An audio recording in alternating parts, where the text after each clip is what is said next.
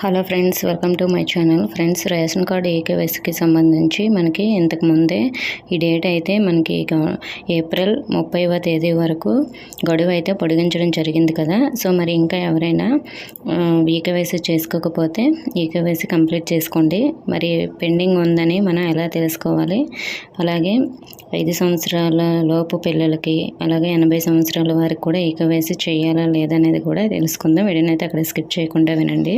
Friends, మనము ration dealer లేదా MDO వాహనంలో ఈ పాస్ యంత్రం ఉంటుంది. దీనిలో మీ రేషన్ కార్డు వివరాలు నమోదు చేస్తే సభ్యుల వివరాలన్నీ వస్తాయి. ఎరుపు రంగు గడియలో పేర్లు ఉంటే ఈకేవైసీ పెండింగ్లో ఉన్నట్లు, ఆకుపచ్చ రంగులో ఉంటే వారిది ఈకేవైసీ పూర్తయినట్లు, ఎరుపు రంగు గడియలో పేరు ఉన్నవారు వేలిముద్ర వేస్తే వారి eKYC పూర్తవుతుందంట.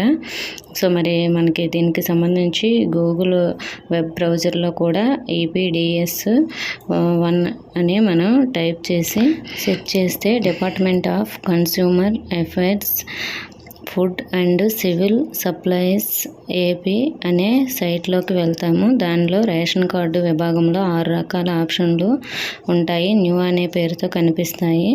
EPDS application search, rice card search 2 ఆప్షన్లలో ఒకదాన్ని క్లిక్ చేసి రేషన్ కార్డు నెంబర్ నమోదు చేస్తే అందులో ఉన్న వారి పేర్లు అయితే వస్తాయి. వారి పేర్ల ఎదురుగా సక్సెస్ లేదా ఎస్ అని ఉంటే వారి ఈకేవైసీ కంప్లీట్ అయిపోయినట్లే. అలా రాకుండా ఇంకా ఏమైనా ఉంటే మాత్రం ఈకేవైసీ చేయించుకోవాల్సిందంట.